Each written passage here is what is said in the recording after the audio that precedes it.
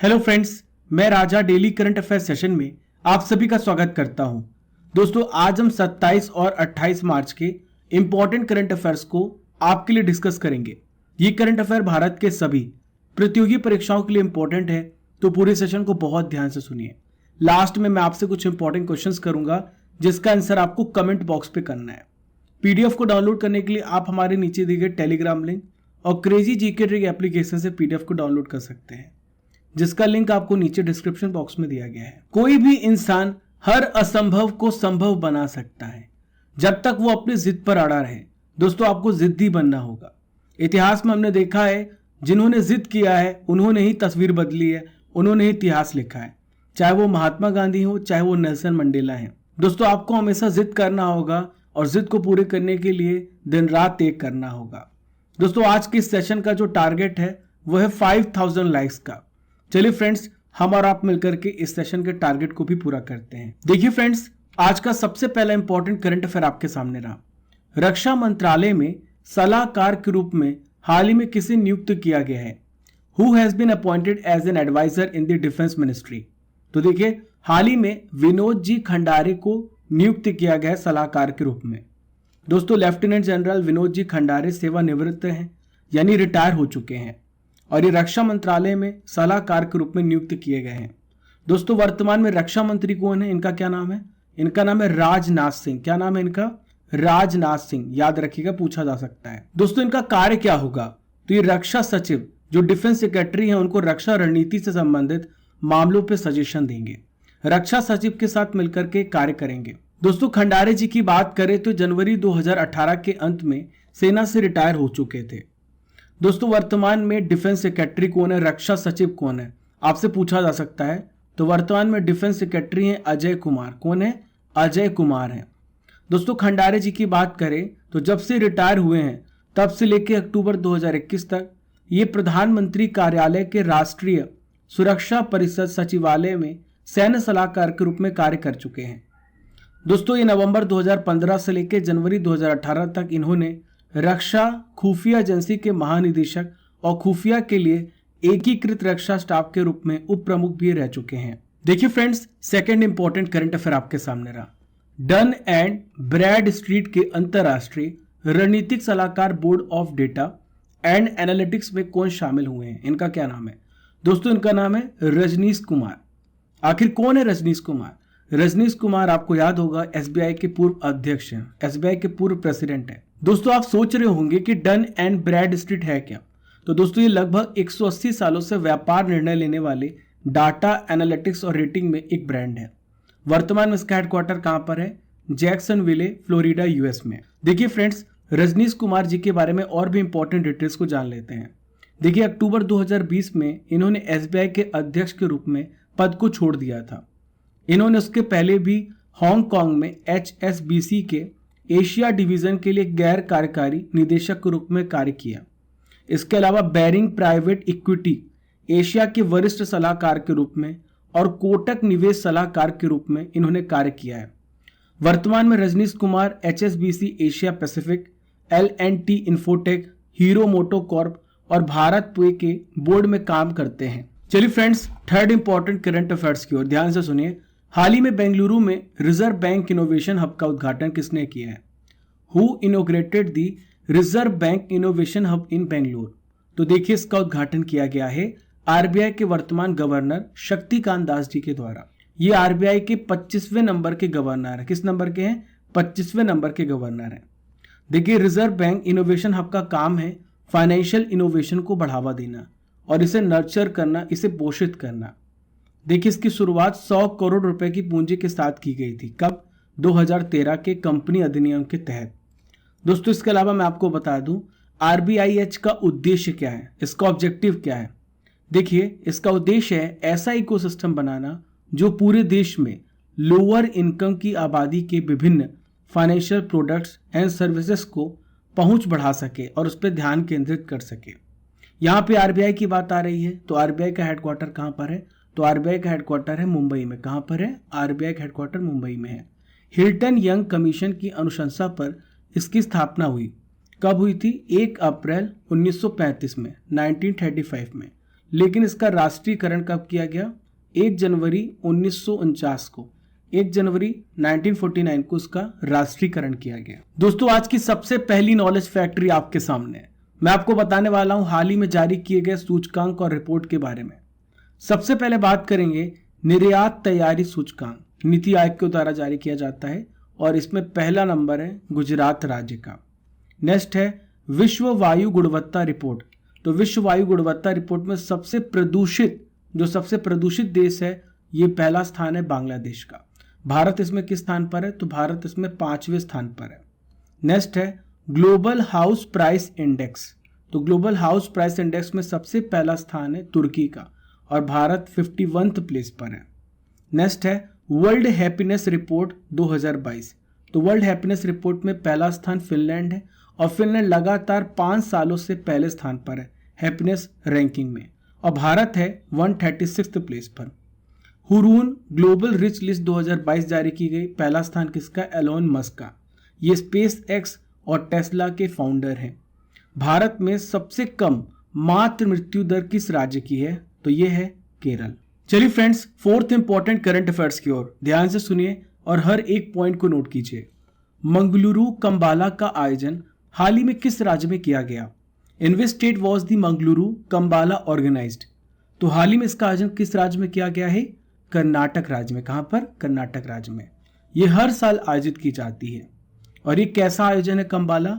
तो ये सांडो की दौड़ कहलाती है। क्या कहलाती है? यहां पर आप देख पा रहे हैं सांडो की दौड़ है। देखिए फ्रेंड्स, इसका आयोजन किन जिलों में किया जाता है? दक्षिण कन्नड़ और उडुपी जिलों में इसका आयोजन किया जाता है। किसके द्वारा? स्थानीय तुलुवा जमींदारों के द्वारा इसका आयोजन किया जाता है और ये 26 और 27 मार्च में आयोजित किया गया। कौन सा संस्करण था? ये 5वां संस्करण था। दोस्तों यहाँ पर कंबाला की बात आ रही है तो मैं आपको बता देता हूँ कैसा फॉर्मेट है। इस रेस का आयोजन कहाँ पर होता है? धान का खेत पर होता है। कहाँ पर? धान के खेत पर इसका आयोजन किया जाता है, जिसमें कीचड़ होता है। कोड़े मारते किसान सांडों को भगाते हैं। जो विजेता होता है उसको चांदी मिलती है या फिर सोने के सिक्के दिए जाते हैं। कुछ आयोजन समितियां विजेता को 8 ग्राम का एक स्वर्ण सिक्का प्रदान करती हैं, जबकि कुछ स्थानों पर नगद पुरस्कार प्रदान किए जाते हैं। ये जो आयोजन है फ्रेंड्स आमतौर पर तो नवंबर महीने में होता है, लेकिन फ्रेंड्स कोविड-19 प्रतिबंधों के कारण इसका आयोजन कब हुआ? मार्च में अभी हो रहा है। फिफ्थ इंपॉर्टेंट करंट अफेयर आपके सामने रहा। रक्षा मंत्रालय ने शैक्षणिक वर्ष 2022-23 से कितने नए सैनिक स्कूलों को मंजूरी दी है? How many new Sainik school have been approved by the defence ministry from the academic year 2022 to 2023? तो देखिए फ्रेंड्स 21 नए सैनिक स्कूल बनाए जाने की मंजूरी दी गई है। रक्षा मंत्रालय ने गैर सरकारी संगठनों, निजी स्कूलों और राज्य सरकारों के साथ साझेदारी की है, जिसमें 21 नए सैनिक स्कूलों की स्थापना को मंजूरी दी है। वैसे फ्रेंड्स जो टारगेट है देश भर में 100 नए सैनिक स्कूल बनाने का लक्ष्य है। शुरुआती तौर पर इसमें 21 नए सैनिक स्कूल बनाए जाने की मंजूरी दी गई है। दोस्तों मैं आपको जानकारी दे दूं, मैंने आपको बताया भी था, सरकार ने पिछले वर्ष ये घोषणा की थी कि सैनिक स्कूल में अब लड़कियां भी दाखिला ले सकती हैं। सिक्स्थ इंपॉर्टेंट करंट अफेयर आपके सामने रहा। जेंस स्टोल्टेनबर्ग किस संगठन के महासचिव हैं जिनका कार्यकाल 1 साल के लिए बढ़ा दिया गया है? तो दोस्तों ये नाटो संगठन के महासचिव है। Very very important question friends. देखिए नाटो का फुल फॉर्म क्या है? North Atlantic Treaty Organization. दोस्तों मैं आपको थोड़ी सी हेल्प कर सकता हूं कि आप किस प्रकार से इनका नाम याद रख सकते हैं। अगर एग्जाम में क्वेश्चन आता है कि नाटो के महासचिव कौन है, तो आप ध्यान से देखिए इनके नाम पर भी स्टो लगा हुआ है, जेंस स्टोल्टेनबर्ग। तो यहाँ भी टो लिखा हुआ है, ये भी नाटो लिखा हुआ है, तो आप समझ जाइएगा कि कौन है महासचिव? जेंस स्टोल्टेनबर्ग है। और इनका कार्यकाल जो है 30 सितंबर 2023 के लिए बढ़ा दिया गया है। दोस्तों मैं आपको इनके बारे में बता दूं, ये नॉर्वे के पूर्व प्रधानमंत्री थे। अक्टूबर 2014 में इन्हें नाटो का महासचिव नॉमिनेट किया गया था। यहाँ पर बात आ रही नाटो की, तो मैं आपको डिटेल से हर एक पॉइंट समझाने वाला हूँ नाटो के बारे में। सबसे पहले तो हम ये जानते हैं कि इसकी स्थापना कब हुई। 4 अप्रैल 1949 को 1949 को इसकी स्थापना हुई। देखिए कितने संस्थापक देश थे, तो 12 संस्थापक सदस्यों द्वारा अमेरिका के वॉशिंगटन में इसकी स्थापना की गई। इसका मुख्यालय कहाँ पर? वेरी वेरी इंपॉर्टेंट, बेल्जियम की राजधानी ब्रुसेल्स में इसका मुख्यालय है। वर्तमान में कितने सदस्य हैं? तो वर्तमान में 30 सदस्य हैं। ठीक है। नाटो जो है फ्रेंड्स, ये यूरोप और उत्तरी अमेरिका के देशों के बीच एक प्रकार का मिलिट्री ऑर्गेनाइजेशन है, एक सैन्य संगठन है। दोस्तों, हाल ही में कौन सा देश इसमें शामिल हुआ? 2017 और 2020 में कौन से देश शामिल हुए? पहला है 2017 में मॉन्टेनिग्रो और 2020 में उत्तरी मैसेडोनिया जो है नाटो का सदस्य बना। दोस्तों, आप सोच रहे होंगे कि नाटो का मेन फंक्शन क्या है, मेन इसका सिद्धांत क्या है?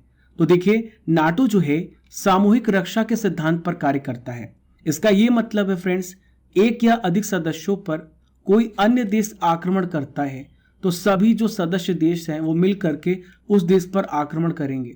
ये किस पे लिखा हुआ है फ्रेंड्स? तो नाटो के आर्टिकल 5 में ये लिखा हुआ है। दोस्तों, यही सबसे बड़ी वजह है कि रशिया और यूक्रेन के बीच में वॉर चल रहा है। यूक्रेन नाटो का सदस्य बनना चाहता है, पर रशिया नहीं चाहता कि यूक्रेन जो है नाटो का सदस्य बने।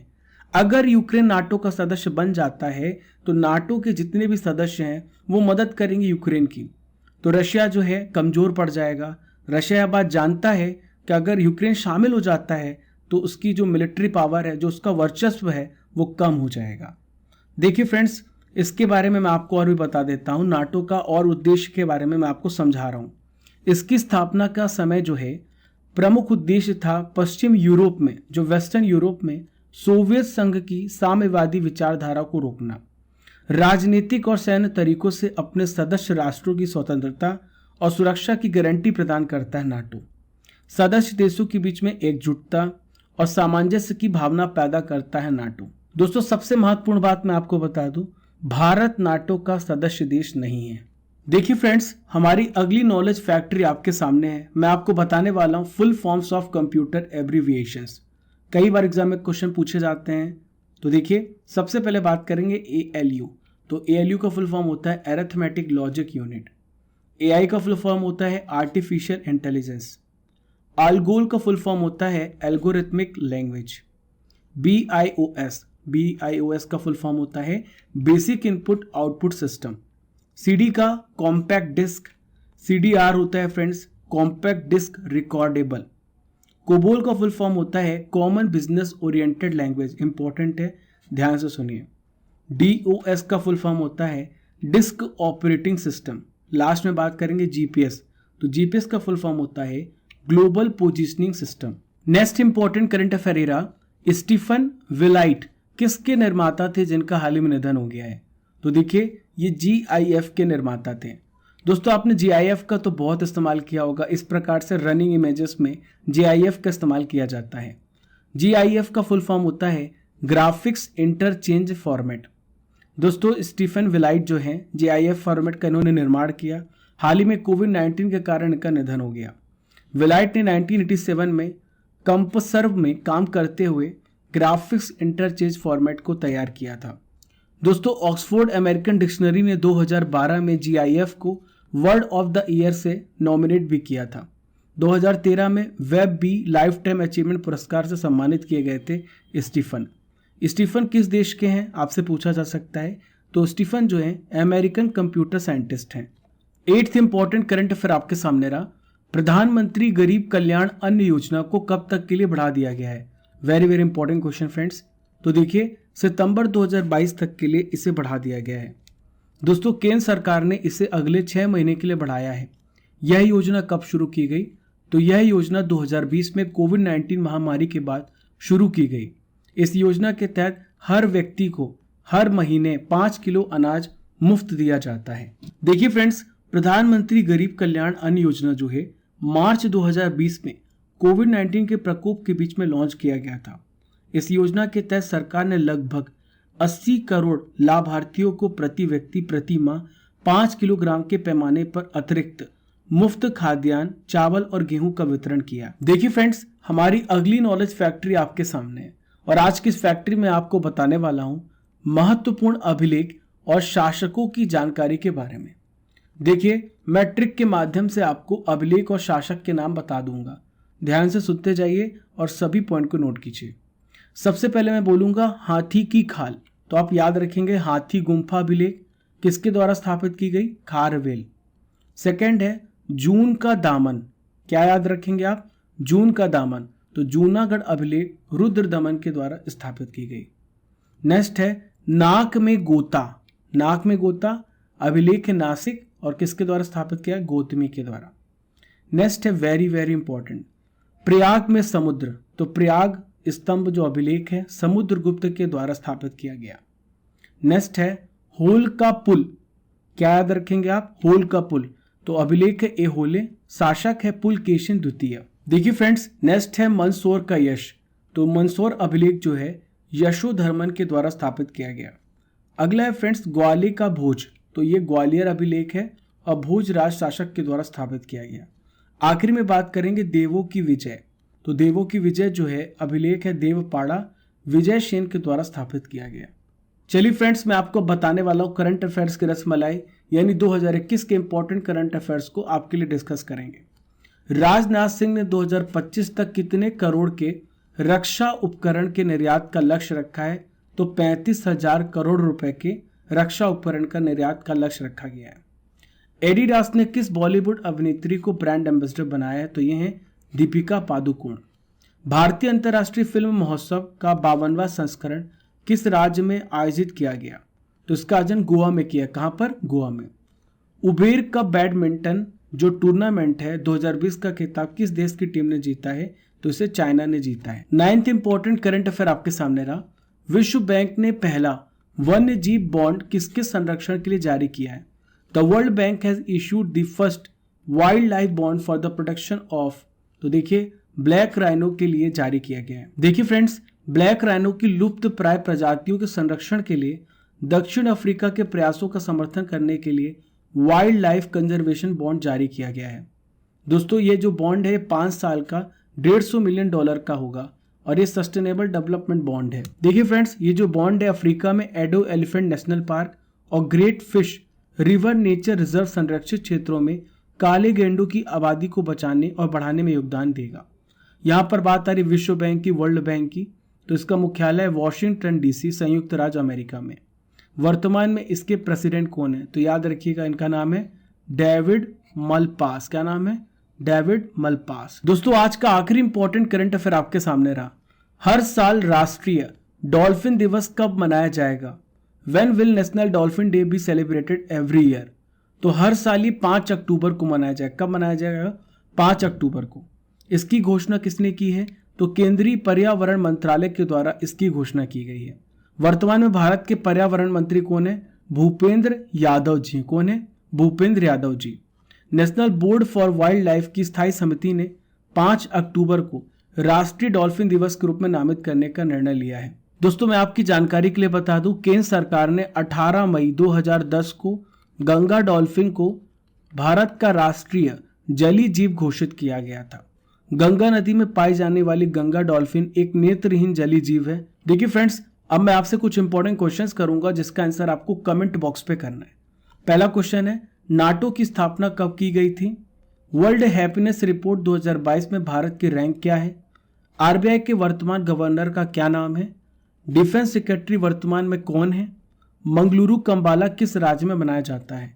इन 5 क्वेश्चंस के आंसर आपको कमेंट बॉक्स पे करना है। चलिए फ्रेंड्स, 26 मार्च के इंपॉर्टेंट करंट अफेयर्स का रिवीजन भी कर लेते हैं। यूपी के मुख्यमंत्री योगी आदित्यनाथ बने हैं। उनके साथ कितने उप मुख्यमंत्रियों ने शपथ ली है? तो देखिए 2 उप मुख्यमंत्रियों ने शपथ ली है। नेक्स्ट है, मारुति सुजुकी के एमडी और सीईओ कौन बने हैं? तो इनका नाम है हिसाशी टेकुची। एशियाई क्रिकेट परिषद ने अपना अध्यक्ष जय शाह का कार्यकाल कितने वर्ष के लिए बढ़ा दिया है? तो 1 वर्ष के लिए बढ़ाया है। जय शाह वर्तमान में बीसीसीआई के भी सेक्रेटरी हैं। पाक जल डमरू मध्य को तैरकर पार करने वाली दुनिया के सबसे कम उम्र की और सबसे तेज महिला तैराक कौन बन गई हैं? तो उनका नाम है जिया राय। 5th इंपॉर्टेंट रिवीजन क्वेश्चन आपके सामने रहा। केंद्रीय कैबिनेट ने किस केंद्र शासित प्रदेश की 3 नगर निगमों के विलय वाले बिल को मंजूरी दी है? तो देखिए दिल्ली केंद्र शासित प्रदेश। सुजलम 2.0 अभियान की शुरुआत किसने की है? गजेंद्र सिंह शेखावत। भारत के वर्तमान ये जल मंत्री हैं। ठीक है। सरकार ने 2025 तक कितने नए हवाई अड्डे बनाने का लक्ष्य रखा है? तो देखिए 220 हवाई अड्डे बनाए जाएंगे। नेक्स्ट है, महेंद्र सिंह धोनी ने आईपीएल की किस टीम की कप्तानी को छोड़ दिया है? तो देखिए हाल ही में महेंद्र सिंह धोनी ने सीएसके की कप्तानी छोड़ दी है और इनकी जगह लेंगे Ravindra Jadeja. 9th important revision question ये रहा, एम चिन्ना स्वामी स्टेडियम में किसकी आत्मकथा का विमोचन किया गया? तो ये किया गया है गुंडप्पा विश्वनाथ का। लाल किला महोत्सव भारत भाग्य विधाता का उद्घाटन किसने किया है?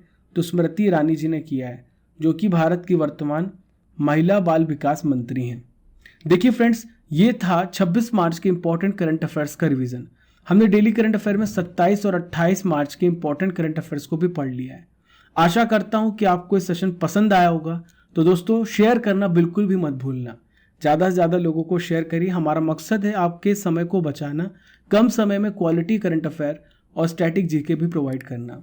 पहली बार हमारे चैनल पर आ रहे हैं तो सब्सक्राइब कर लें और बेल आइकन बटन दबाना बिल्कुल भी ना भूलें। Keep liking, keep sharing your channel crazy G catering. Thank you friends.